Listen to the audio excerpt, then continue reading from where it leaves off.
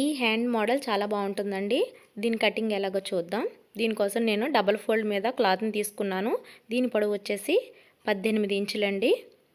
ఇప్పుడు ఇలా ఓపెన్గా ఉన్న వైపు నుంచి 5 ఇంచులు మార్క్ చేసుకోవాలి. ఈ మార్కింగ్స్ దగ్గర కట్స్ పెట్టుకోవాలి ఇలా. ఇప్పుడు క్లాత్ను ఓపెన్ చేసుకుంటే ఈ కట్స్ నుండి ఆ చివరి కట్స్ వరకు మధ్యలో ఫ్రిల్స్ పెట్టుకోవాలండి. ఎన్ని వస్తే అన్ని చిన్న చిన్నగా ఫ్రిల్స్ పెట్టుకోవాలి. నేను వచ్చేసి శారీలో స్టార్టింగ్లో క్లాత్ని కట్ చేసుకున్నానండి హ్యాండ్ మోడల్ కోసం. మీరు ఇలా క్లాత్ని కట్ చేసుకోవచ్చు.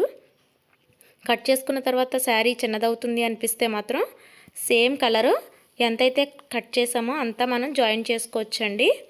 ఇప్పుడు నేను 18 ఇంచులు కట్ చేశాను కదా, మీరు కావాలంటే 17 ఇంచులు కూడా తీసుకోవచ్చు. తక్కువ తీసుకున్నా పర్వాలేదండి, కుచ్చులు తగ్గుతాయి అంతే.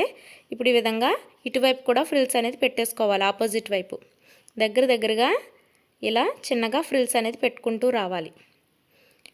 నార్మల్ హ్యాండ్ ఏ విధంగా కట్ చేస్తామో అదే విధంగా లైనింగ్ని ముందుగానే కట్ చేసి పెట్టుకోవాలండి. ఈ పైన మెయిన్ ఫ్యాబ్రిక్ మాత్రం ఈ విధంగా డిజైన్ చేసుకోవాలి. మనకున్న హ్యాండ్కి అంచు ఇస్తాడు కదా, ఆ అంచుని ఇలా పైన అతుక్కుని ఇలా టర్న్ చేసి పైన ఇంకొక కుట్టు వేసుకోవాలి. ఇలా ఫ్రిల్స్కి అంచుని జాయిన్ చేసుకోవాలి. ఇప్పుడు ముందుగా కట్ చేసి పెట్టుకున్న లైనింగ్ని ఇలా వేసుకోవాలి. దీనికి మిడిల్లో కట్స్ ఉంటుంది కదా, అలాగే ఫ్రిల్స్ పెట్టిన క్లాత్కి కూడా మిడిల్లో కట్స్ పెట్టుకోండి. ఈ 2 కట్స్ ఒకే చోటుకు వచ్చేలా సెట్ చేసుకుని పైన ఒక కుట్టు వేసుకోవాలి.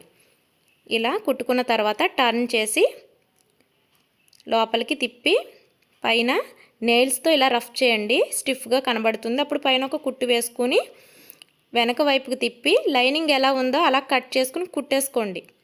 లైనింగ్ని జాయిన్ చేసుకుంటూ వచ్చేయడమేనండి. వీడియో నచ్చితే లైక్ చేయండి. మరిన్ని వీడియోస్ కోసం ఛానల్ని సబ్స్క్రైబ్ చేసుకోండి. ఫుల్ వీడియో మన ఛానల్లో ఉంది.